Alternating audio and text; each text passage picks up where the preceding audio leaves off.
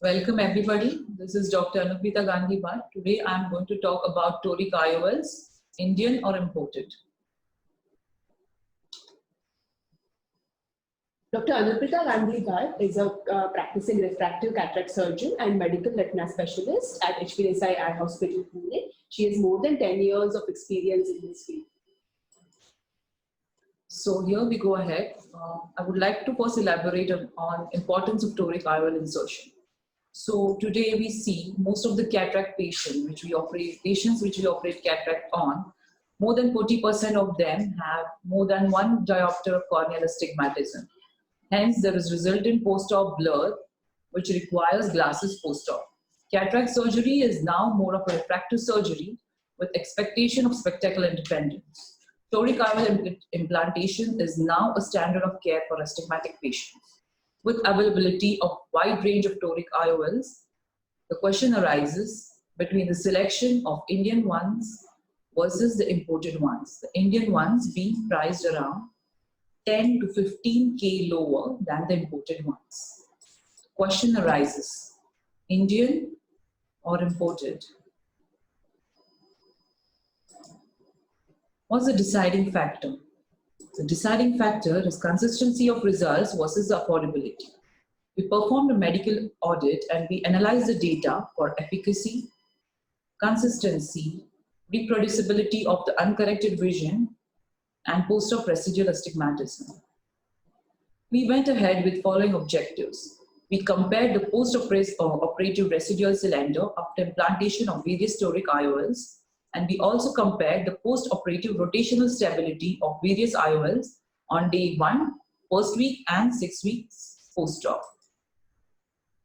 It was an observational study done in HP Desai from December 2017 to 19. We included all the diagnosed cases of cataract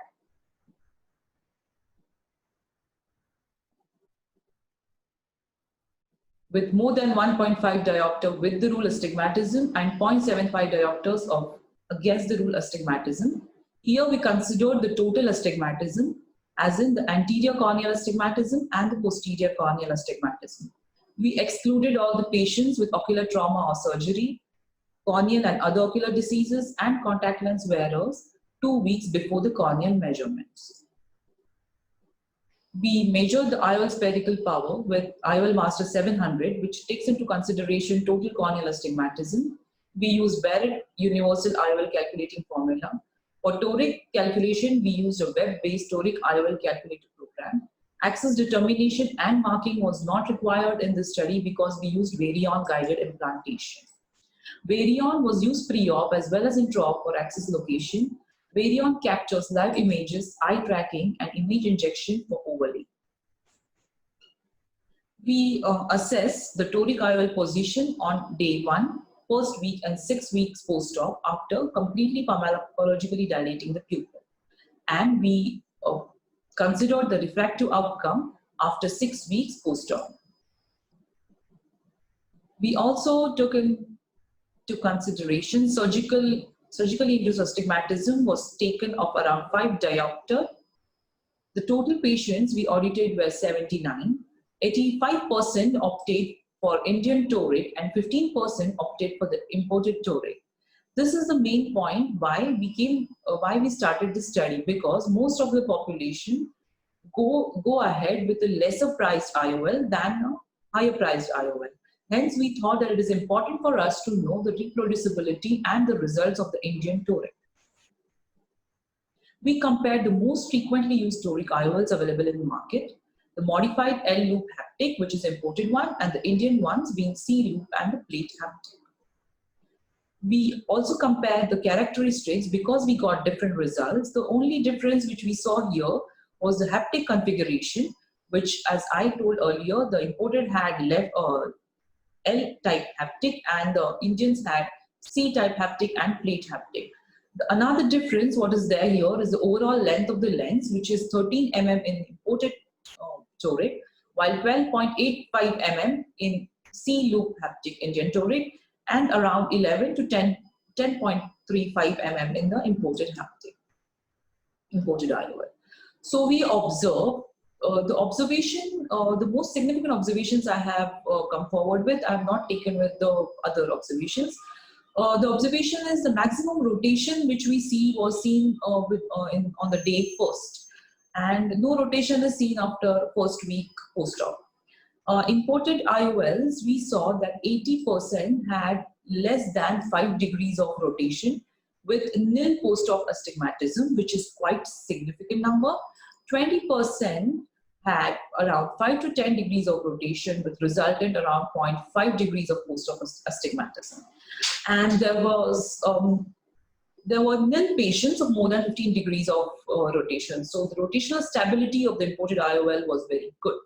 In the Indian toric IOL, almost 40 degrees had less than 5 degree of rotation with resultant around 0.5 diopters of post-op cylinder. The difference here to be noted is though the imported IOL had less than 5 degrees of rotation, we had nil post-op astigmatism, but whereas in Indian, though there was less than 5 degree of rotation, 0.5 was the post-op cylinder which we observed. And around 16.4% had more than 15 degrees of rotation in the Indian toric IOL with more than 1 diopter of astigmatism. I also tried, because there was a lot of difference in the number of patients, so because 85% were Indian and 15% were imported, I tried to make another study where we compared equal number of patients where there was no rotation or the rotation was within 5 degrees. What I found out that 95% of the imported IOLs were having less than 0.5 diopters of astigmatism, whereas 30% of the Indian toric IOLs had around 0.5 diopters to 1 diopter of astigmatism. What we conclude here, the conclusion is Indian IOLs are seen to have less rotational stability as compared to the imported ones, and the refractive outcome of the imported IOLs is better with more consistent results than the Indian ones. Going behind, I tried to see what are the things which lead to different outcomes. So I came out with these recommendations. Precise biometry, keratometry, and topography give the best possible result. For measuring axial length, the optical coherence biometry that's in there in IOL Master, Lenstar, and other is best. The next best option is immersion biometry. The determination of determining the orientation of steep meridian. The primary instrument is topographic axial power map, which is as produced by the topographer. The second instrument is we can confirm with manual or an autokeratometer. Accounting for SIA, whenever most of us don't really take this seriously, the surgically induced astigmatism, which I would recommend you guys to take it seriously because that is where the outcome of toric lies. Around 10 to 20% is what is SIA. If we don't take SIA into consideration, we are bound to have around 0.25 to 0.5 of astigmatism post-op. Online calculators like www.drhill.com will help in finding out surgeons' SIA. Here you need to have minimum 30 surgeries, which you can then enter into this website or into this website, of course.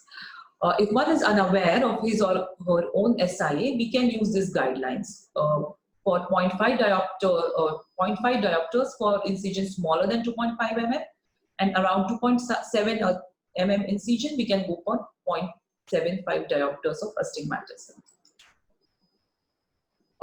Most of us don't really go for accounting posterior corneal astigmatism. IOL Master 700 incorporates total astigmatism, but most of us we don't have accessibility to IOL Master 700. In that case, Baylor's nomogram can be used because the total corneal astigmatism is less in with the rule astigmatism, whereas total corneal astigmatism is more in against the rule astigmatism. The flow chart is first determine the corneal astigmatism, then determine the surgically induced astigmatism, which you already have with you, subtract that from the calculated astigmatism, and then apply the Baylor's nomogram. Now, how to apply it? If at all you get, for example, 0.5 of against the rule astigmatism, you fall in this category. So you have the effective IOL cylindrical power at corneal plane as 1 diopter. If you have, for example, around 1.7 with the rule astigmatism, you get the effective IOL cylindrical power as 1. The tip here is target for 0.25 to 0.5 post-op with the rule astigmatism in anticipation of against the rule astigmatic shift with increasing age. Marking and alignment is very important when you're going to put toric IOLs. Varion guided surgery do not require axis marking. But if Varion, we don't have access to Varion, all the markings are supposed to be done in sitting position. Supine position can lead to 15 degrees of cyclorotation and hence more than 1 diopter of post-op astigmatism, which again makes the factor nil of whole point of putting the toric IOL. We can do the marking by 2 methods. It's a slit lamp marking and the bubble marking. Slit lamp marking, once you do the slit lamp marking, pass the slit from the other eye also, the opposite eye which is not supposed to be operated. If it's not central, that means that there is head tilt. I would recommend more than one method to be sure about reference marking. The Toric Cam app by Dr. Graham Barrett, which is available online, is there to calculate the accuracy of pre-op marking, and hence we can do the necessary adjustments in alignment of the axis intra-op. Intra-op axis marking, I would like to make it an important point that mark the steep axis and not the flat axis. I have seen people marking flat axis and hence we get totally opposite cylinders on the opposite axis. This is another important thing, confirm the orientation of the toric sheet. Because if at all the toric sheet is not hold properly in the hand, we can again misinterpret the location of the axis. I would suggest hydroinsertion as long as possible for the intraocular lens, but if you are not used to it, you can use a cohesive viscosurgical device.